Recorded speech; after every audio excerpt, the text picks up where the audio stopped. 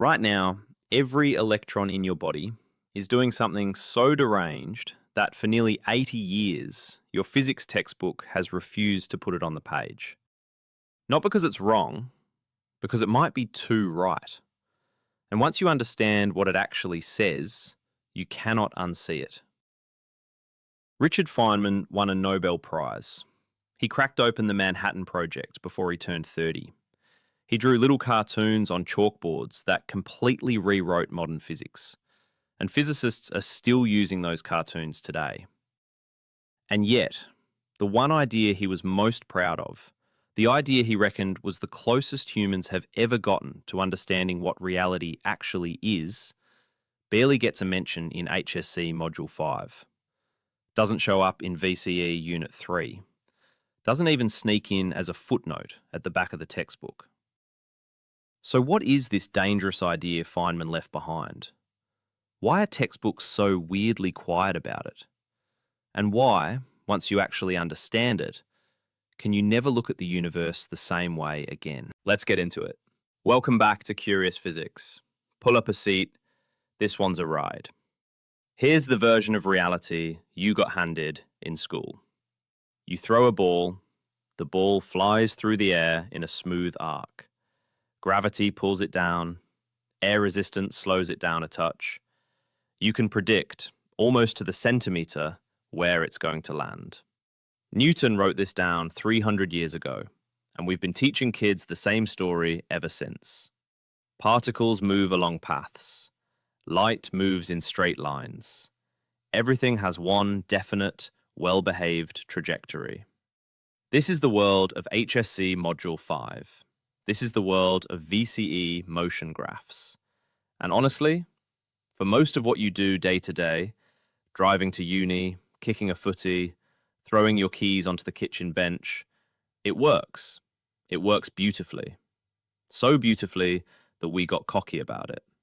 We sent Voyager out past Pluto using exactly this kind of maths. We landed rovers on Mars. We can predict eclipses 1,000 years in advance. So if it works that well, what's the problem? The problem is there's a crack in this picture that physics teachers usually don't show you. A weird little ghost hiding inside even classical, dead simple Newtonian mechanics. And it has a name: the principle of least action. Picture this. You're on Bondi Beach. You're a lifeguard. A swimmer's in trouble out past the break. You sprint. Now, do you run in a straight line to them? Nope. You sprint further along the sand first, then dive in and swim a shorter distance through the water. Why? Because you're fast on sand, slow in water. Your brain, without doing any maths, without even thinking about it consciously, picks the path that gets you there in the least time. It's not the shortest path, it's the fastest one. Now here's the bit that should genuinely make the hair on your arm stand up. A beam of light does the exact same thing. When light hits water, it bends, always at exactly the angle that gets it from A to B in the least possible time. It picks the lifeguard's path every single time, no exceptions, anywhere in the universe. But light isn't conscious. Light doesn't have a brain. Light didn't grow up doing nippers down at Maroubra Surf Club. So how does light know which path is fastest before it's even taken it? How does it look at 1 trillion possible routes through a piece of glass and somehow always end up on the right one? Classical physics had no answer. For 200 years, physicists basically shrugged and said, yeah, that's just what nature does, mate. It bothered everyone who actually thought about it. It bothered Feynman more than most. And then, in the late 1940s, Feynman dropped the bomb. He said, what if light isn't choosing anything? What if light isn't picking the fastest path because it isn't picking at all? What if light, the electron, every single fundamental particle in the universe takes every possible path at the same time? Every route, every conceivable squiggle, straight lines, zigzags, loops, through the bottom of the ocean, through the moon, backwards through time, through your nan's living room in Adelaide, all at once. And these paths, these infinite ghostly histories, they interfere with each other, like ripples on a pond meeting from opposite directions. Most of them cancel out. They wash each other away to nothing. But a small handful of paths reinforce each other. They line up. They survive. Those leftover paths, that's what we see. That's what we call reality. He called it the path integral, sum over histories. And before you write this off as some philosophy student's fever dream after too many cones, this is the calculation we use every single day to predict the behaviour of every particle in the standard model.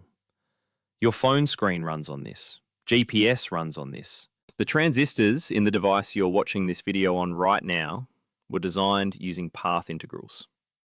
The lasers in your supermarket barcode scanner, the chemistry inside the lithium battery in your pocket, all path integral physics. It's the most experimentally accurate framework in the entire history of science.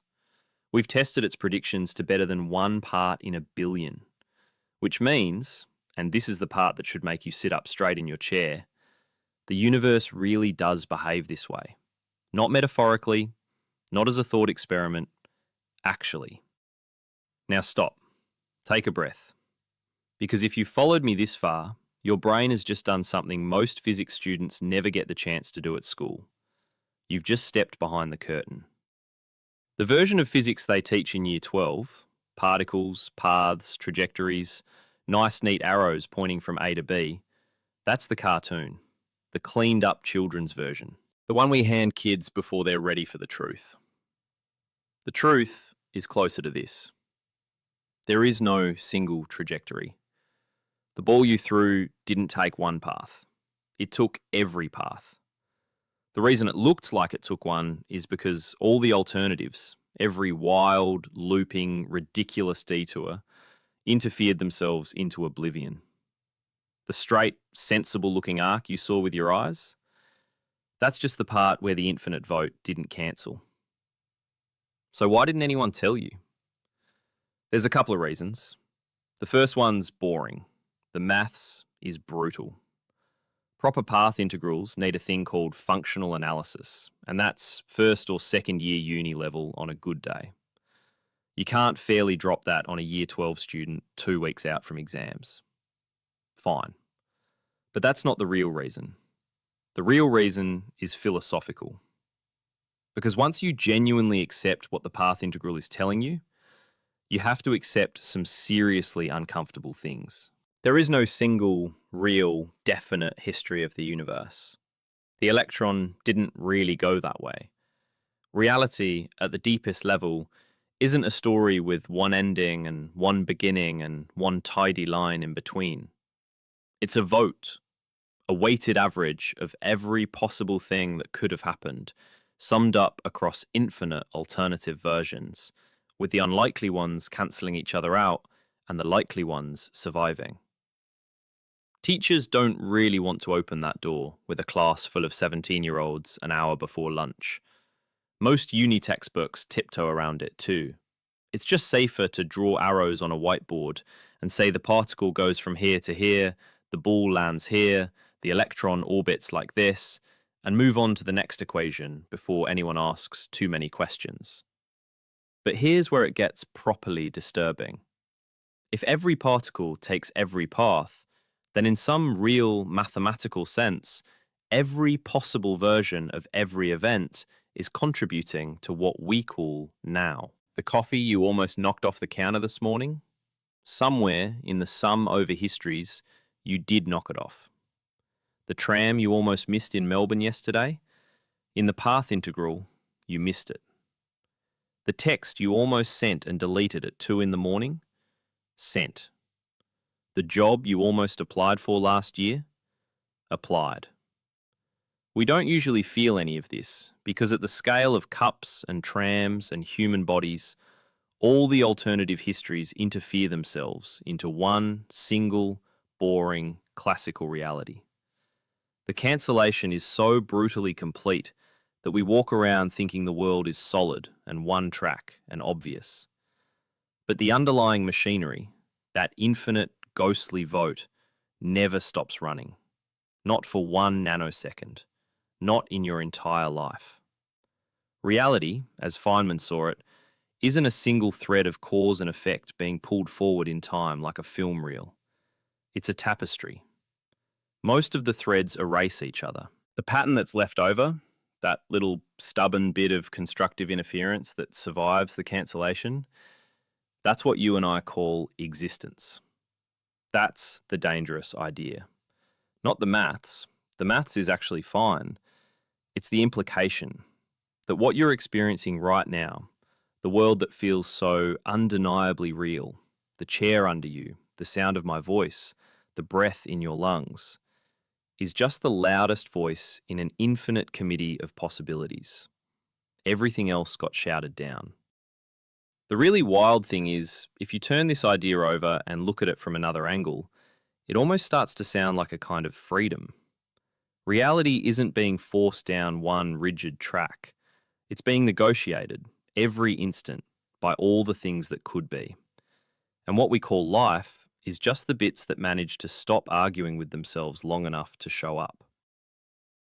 Feynman wasn't trying to disturb anyone, by the way. He was trying to be honest. He used to say, the universe doesn't owe us a comfortable story. It only owes us the truth.